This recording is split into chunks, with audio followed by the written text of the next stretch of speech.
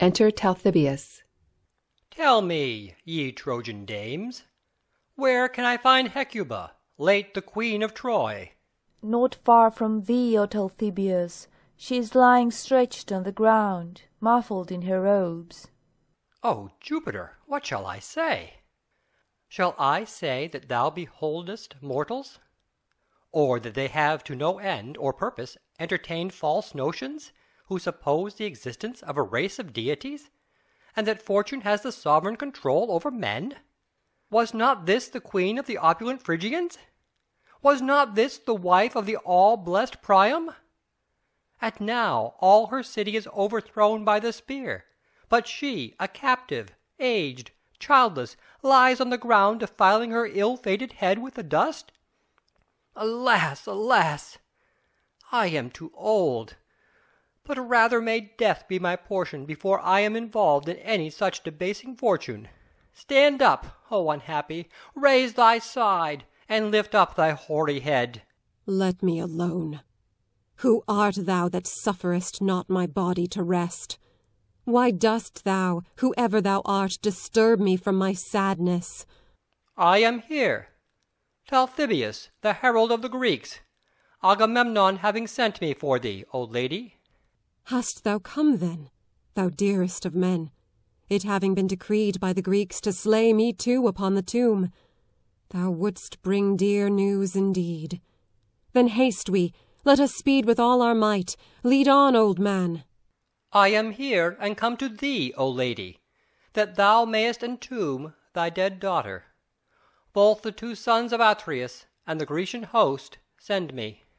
Alas, what wilt thou say? Art thou not come for me as doomed to death, but to bring this cruel message? Thou art dead, my child, torn from thy mother, and I am childless as far as regards thee. Oh, wretch that I am! But how did ye slay her? Was it with becoming reverence, or did ye proceed in your butchery as with an enemy, old man? Tell me, though you will relate no pleasing tale. Twice, O lady, thou desirest me to indulge in tears through pity for thy daughter. For both now, while relating the mournful circumstance, shall I bedew this eye, as did I then at the tomb when she perished. The whole host of the Grecian army was present before the tomb at the sacrifice of thy daughter.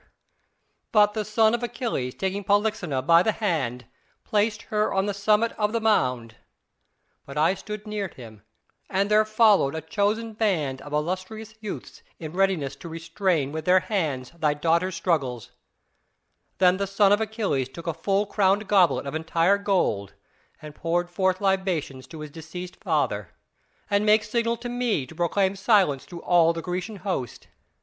And I, standing forth in the midst, thus spoke: Be silent, O ye Greeks!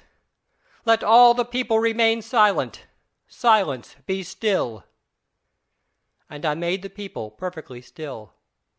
But he said, O son of Peleus, O my father, accept these libations which have the power of soothing, and which speed the dead on their way. And come, that thou mayest drink the pure purple blood of this virgin, which both the army and myself offer unto thee. But be propitious to us, and grant us to weigh anchor, and to loose the cables of our ships, and to return, each to his country, having met with a prosperous return from Troy. Thus much he said, and all the army joined in the prayer. Then taking by the hilt his sword decked with gold, he drew it from his scabbard, and made signs to the chosen youths of the Greeks to hold the virgin.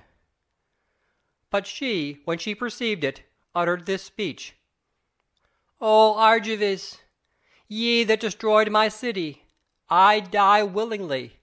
Let none touch my body, for I will offer my neck to the sword with a good heart.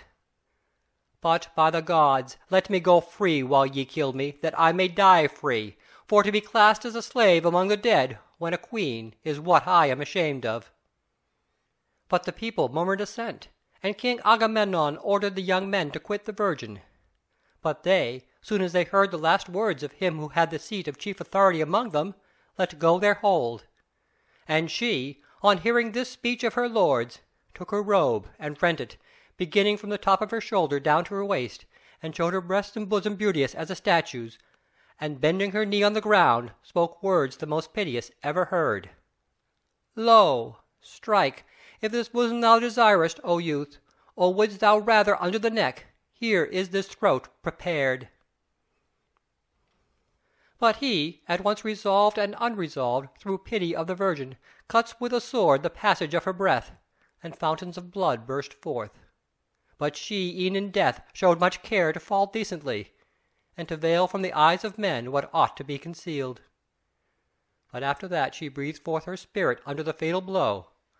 Not one of the Greeks exercised the same offices, but some scattered leaves from their hands on the dead, some heaped the funeral pile, bringing whole trunks of trees.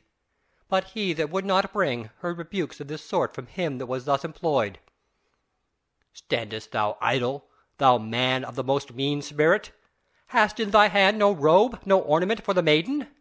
Hast thou naught to give to her so exceedingly brave in heart and most noble in soul? These things I tell thee of the death of thy daughter.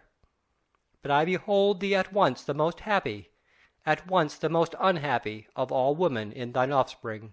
Dreadful calamities have risen fierce against the house of Priam, such the hard fate of the gods. O daughter, which of my ills I shall attend to first, amidst such a multitude I know not. For if I touch on any, another does not suffer me. And thence again some fresh grief draws me aside, succeeding miseries upon miseries. And now I cannot obliterate from my mind thy sufferings, so as not to bewail them. But excess of grief hast thou taken away, having been reported to me as noble. Is it then no paradox, if land indeed naturally bad, when blessed with a favourable season from heaven, bears well the ear? But good land, robbed of the advantages it ought to have, brings forth bad fruit. But ever among men, the bad by nature is nothing else but bad, the good always good, nor under misfortune does he degenerate from his nature, but is the same good man? Is it that the parents cause this difference, or the education? The being brought up nobly hath indeed in it the knowledge and principles of goodness. But if one is acquainted well with this, he knows what is vicious, having already learned it by the rule of virtue. And this indeed has my mind been ejaculating in vain. But do thou go, and signify these things to the Greeks, that no one be suffered to touch my daughter, but bid them keep off the multitude. In so vast an army the rabble are riotous, and the sailors' uncontrolled insolence is fiercer than fire. And he is evil who does not evil. But do thou, my old attendant, taking an urn, fill it with sea water and bring it hither, that I may wash my girl in her last bath. The bride no bride now, and the virgin no longer a virgin. Wash her, and lay her out, according to her merits. Whence can I? This I cannot. But as I can, I will, for what can I do? And collecting ornaments from among the captured women who dwell beside me in these tents, if anyone, unobserved by our new lords, has by her any stolen memorial of her home. O state of my house, O mansions once happy, O Priam, of vast wealth possessed, and supremely blessed in thine offspring, and I too, this aged woman, the mother of such children. How have we come to nothing, bereft of our former grandeur? And yet still, forsooth, we are elated, one of us in his gorgeous palaces, another when honoured among his citizens. These are nothing. In vain the counsels of the mind and the tongue's boast. He is most blessed, to whom from day to day no evil happens. Against me was it fated that calamity, against me was it fated that woe should spring, when Paris first hewed the pine in Ida's forest, preparing to cut his way over the ocean surge to the bed of Helen, the fairest that the sun's golden beams shine upon. For toils, and fate more stern than toils, close us round, and from the folly of one came a public calamity fatal to the land of Simois, and woes springing from other woes. And when the dispute was decided, which the shepherd decided between the 3 daughters of the blessed gods on Ida's top, for war and slaughter, and the desolation of my palaces, and many a Spartan virgin at her home, on the banks of the fair flowing Eurotas, sighs while bathed in tears, and many an aged matron strikes her hand against her hoary head for her children who have perished, and tears her cheek, making her nails all blood-stained with her wounds. Enter an attendant. O attendants, where do I pray is the all-wretched Hecuba, who surpasses the whole race of man and womankind in calamities? No one shall wrest from her the crown. But what dost thou want, O wretch, in thy words of ill omen? For thy messages of woe never rest. I bring this grief to Hecuba, but in calamity 'tis no easy thing for men to speak words of good import. And see, she is coming out of the house, and appears in the right time for thy words. Oh, all wretched mistress, and yet still more wretched than I can express in words. Thou art undone, and no longer beholdest the light, childless, husbandless, cityless, entirely destroyed. Thou hast said nothing new, but hast reproached me who already know it. But why dost thou bring this corse of my Polyxena, whose sepulture was reported to me as in a state of active progress through the labours of all the Grecians? She nothing knows, but woes me, laments Polyxena, nor does she apprehend her new misfortunes. O wretched me! Dost bring hither the body of the frantic and inspired Cassandra? She, whom thou mentionest, lives, but thou dost not weep for him who is dead.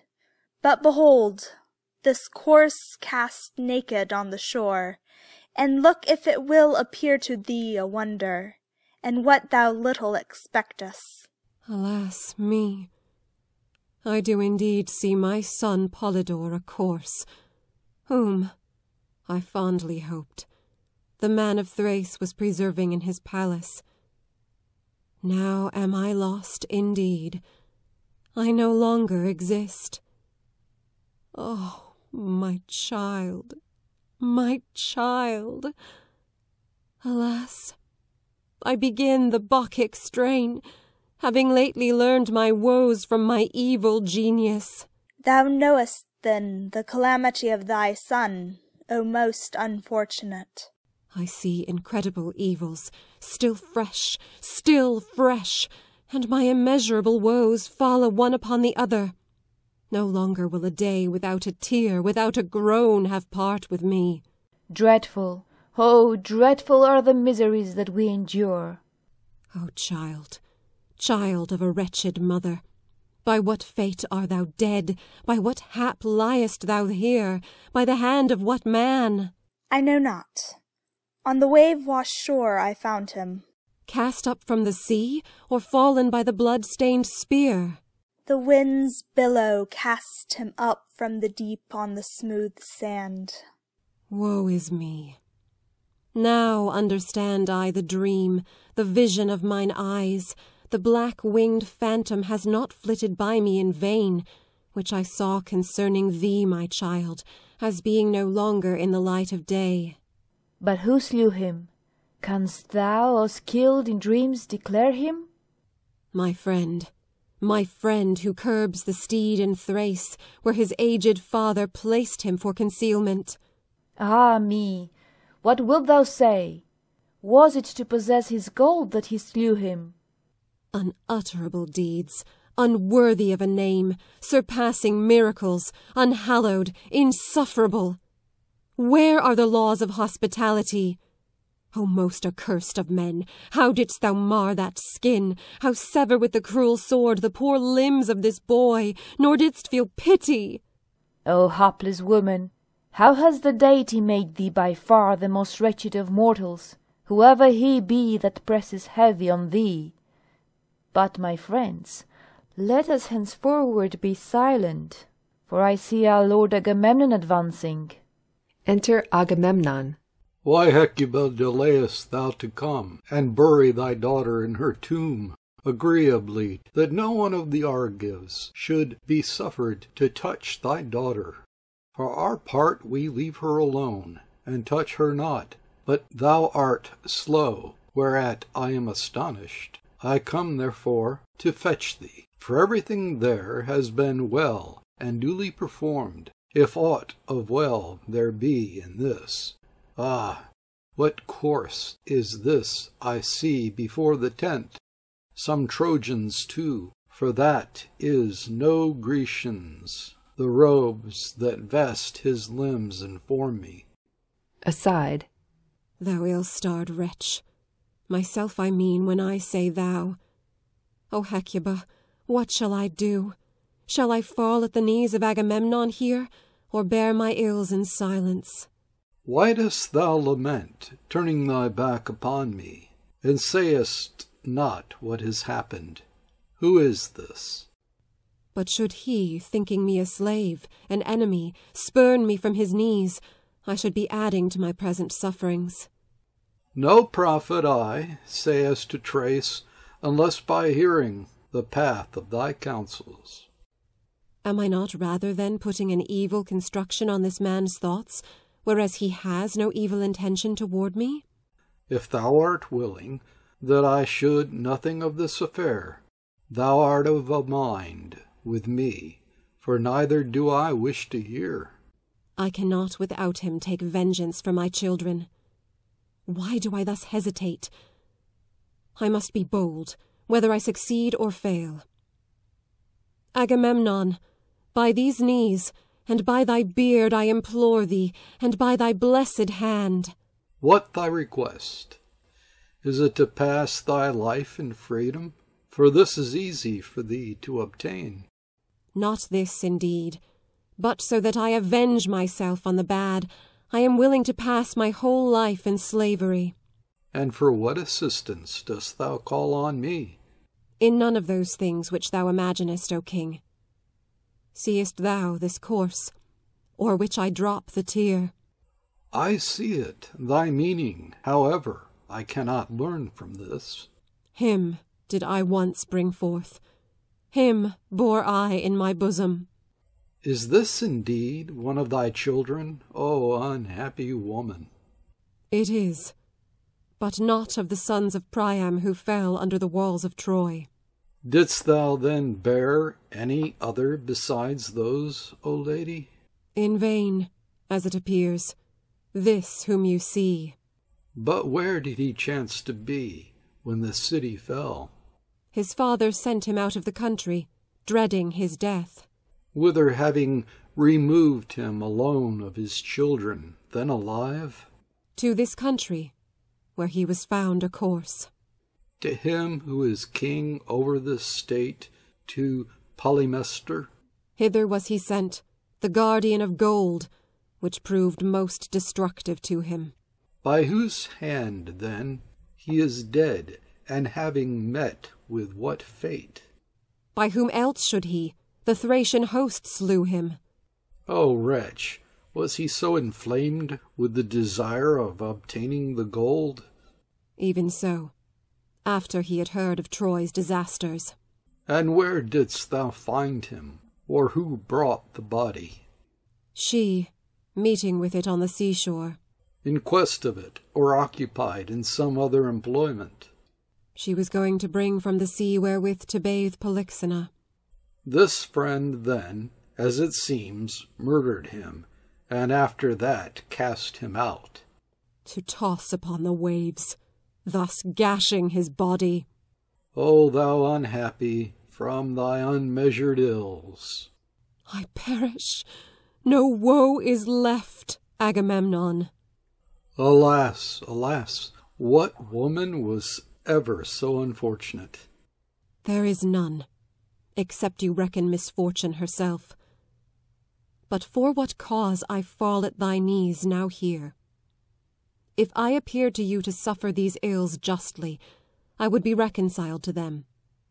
But if otherwise, be thou my avenger on this man, this most impious of false friends, who, revering neither the gods beneath the earth nor the gods above, hath done this most unholy deed, having often partaken of the same table with me, and in the list of hospitality the first of my friends, and having met with whatever was due, and having received a full consideration for his services, slew him, and deigned not to give him a tomb, which he might have given, although he purposed to slay him, but cast him forth at the mercy of the waves. We indeed are slaves, and perhaps weak, but the gods are strong, and strong the law, which governs them. For by the law we judge that there are gods, and we live having justice and injustice strictly defined. Which, if when referred to thee it be disregarded, and they shall suffer no punishment who slay their guests, or dare to pollute the hallowed statues of the gods, there is nothing equitable in the dealings of men. Beholding these things, then, in a base and proper light, reverence me, pity me, and as the artist stands aside to view a picture, do thou view my living portrait, and see what woes I am enduring. Once I was a queen, but now I am thy slave. Once I was blessed in my children, but now aged, and at the same time childless, cityless, destitute, the most miserable of mortals. Alas, me wretched, whither withdrawest from me thy foot? It seems I shall make no impression, wretch that I am. Why then do we mortals toil after all other sciences as a matter of duty, and dive into them, but least of all strive to learn thoroughly persuasion, the sole mistress o'er the minds of men, giving a price for her knowledge, that at some time we may have it in our power at once to persuade and obtain what we wish? How then can anyone hereafter hope that he shall be fortunate? So many children that I had, and now not one is left to me. But I am perishing a captive in base servitude, and yet see the smoke there leaping aloft from the city. And however this part of my argument may perchance be vain, the bringing forward love, still nevertheless it shall be urged. My daughter is wont to sleep by thy side, that prophetess whom the Trojans call Cassandra. Where wilt thou show that thy nights were nights of love, O king? Or will my daughter receive any recompense for her most fond embraces, and I through her? For from the secret shade, and from night's joys, the greatest delight is wont to spring to mortals. Now then attend. Thou seest this course? Him assisting, thou wilt assist one joined to thee in affinity. One thing my speech wants yet. I would fain I had a voice in my arms and hands, and in my hair, and in my footsteps, or by the skill of Daedalus or some god, that each at once might behold thy knees, weeping and imploring in all the strains of eloquence. O my lord, O greatest light of the Greeks, be persuaded. Lend thy hand to avenge this aged woman. Although she is of no consequence, yet avenge her. For it belongs to a good man to minister justice, and always and in every case to punish the bad. It is strange how everything happens to mortals, and laws determine even the fates, making the greatest enemies friends, and enemies of those who before were in good terms.